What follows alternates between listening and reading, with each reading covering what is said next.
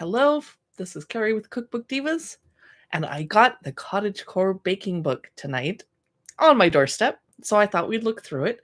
I am going to post a full look through also. That's not live, that I just made a few minutes ago. I went live on Instagram, testing out how to go live on Instagram. It wasn't the greatest experience, so I'm over here on YouTube to look through this fantastic afternoon tea party type of book. Cottagecore baking book. It came out in February 2024.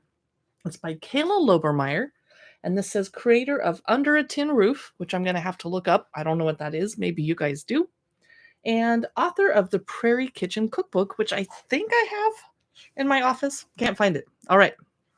This is 60 sweet and savory bakes for simple, cozy living. Some of the cakes, though, are fancy. They're not simple at all. They're gorgeous. You guys are going to love this. This made me so hungry looking through it. I hope you have a snack. All right, YouTube, here we go.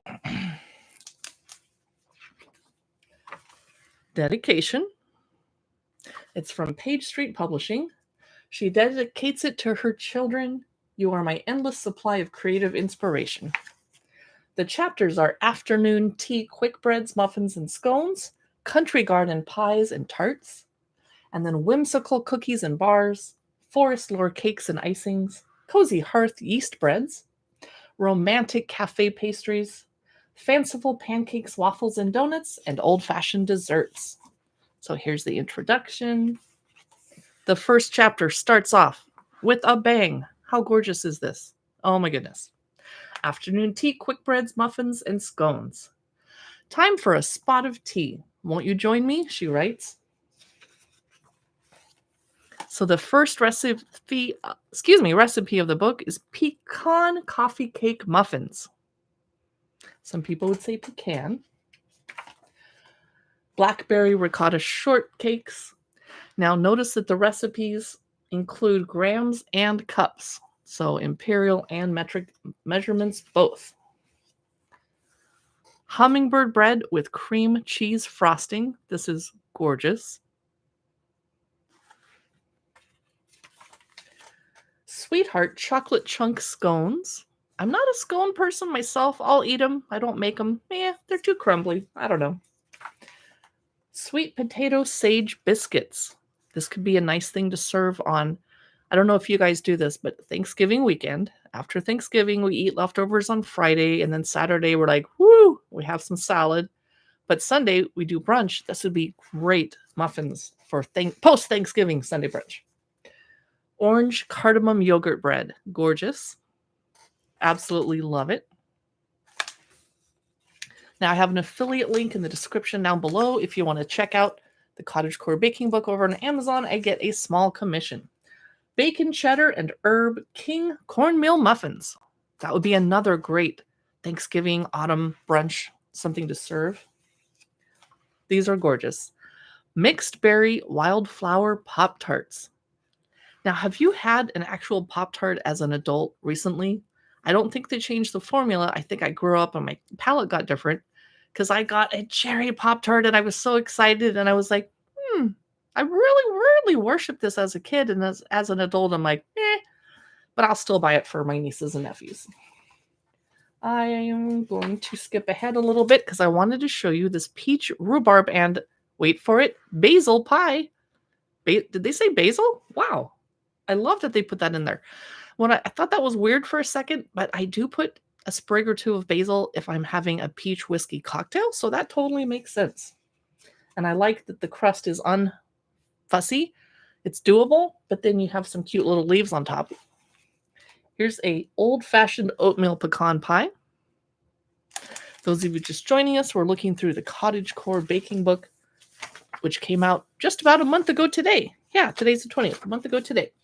Beef, mushroom, and stout pie. Is there a picture of that? Yes. Every recipe in the book has its own picture. Love that. And there's cute little decorations on top of that one too. Here is butternut squash, thyme, and goat cheese hand pies. Cute little portions, maybe 3 bites for each person, maybe 4.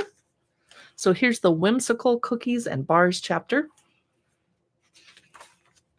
Berry-filled pizzelle cookies. tiramisu blondies, raspberry and white chocolate chunk cookies, cute brown sugar shortbread acorn cookies. Here is a forest floor log cake. Oops, we just jumped into the cakes chapter. Forest lore cakes and icings. I love the forest theme, and it makes sense because when you think of a cottage, it's in the forest or the woods. It's not like in the suburbs. Pink Lady strawberry cake. I've been dying to show you guys this one. So pretty. It looks so good, and there's cream tea. Honey and chamomile mini layer cakes. This would be great with chamomile tea. Okay, sure. Lavender and Earl Grey petit fours. How pretty. You could serve those on Easter even. Those of you just joining us, we're looking through the Cottagecore baking book by Kayla Lobermeier. Love to hear where you're watching from. I am in rainy Seattle, Washington. This is Phases of the Moon triple chocolate cupcakes. Painted marble spice cake. I'm not sure I'm personally up to doing all the fussy frosting flour right there, but if you're more talented than me with a pastry bag, you totally should go for it. This is the Cottagecore baking book that we're looking through. We're in the cakes chapter, and there's pistachio moss cake truffles. They sound good.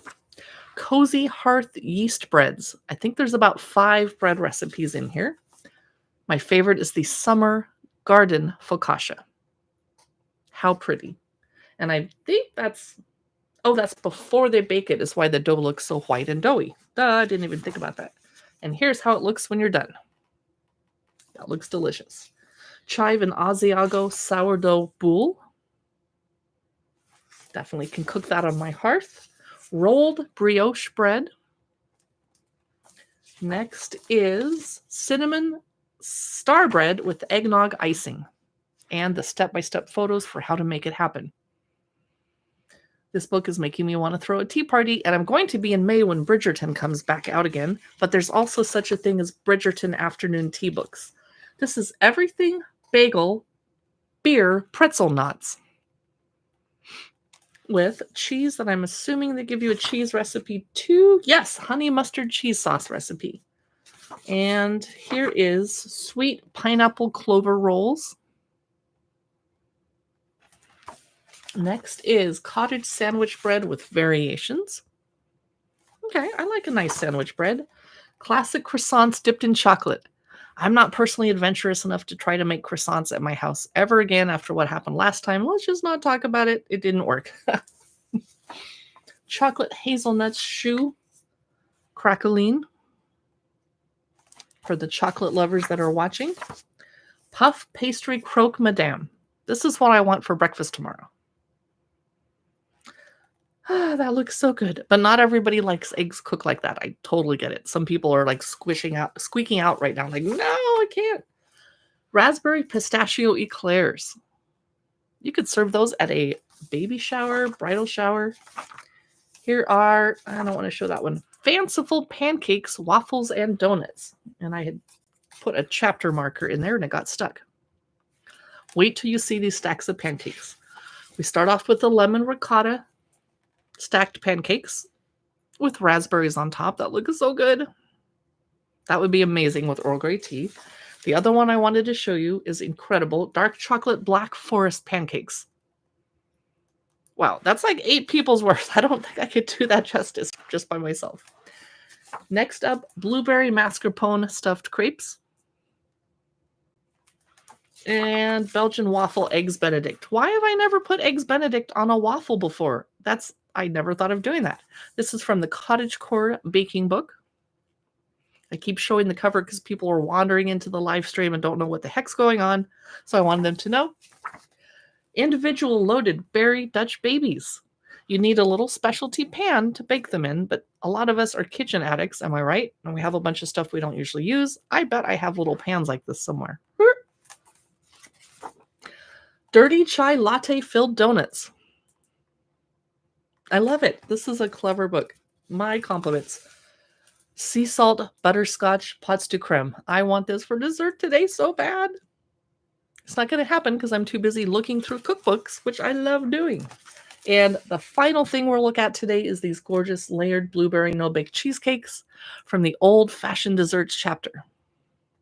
What did you guys think of this book? It is stunning. I imagine I'm going to gift it to a lot of people in my life personally. Wow. And I'm laughing because not sure what's happening on YouTube, but it's making me look very tanned, and I'm not. And I just did a video where I look very pale. I can't win. Whatever. Gonna have to change my YouTube settings. Thanks for watching. I'll see you next time I go live, and be sure to stop by our Amazon Live channel because we live stream over there way more often. Bye.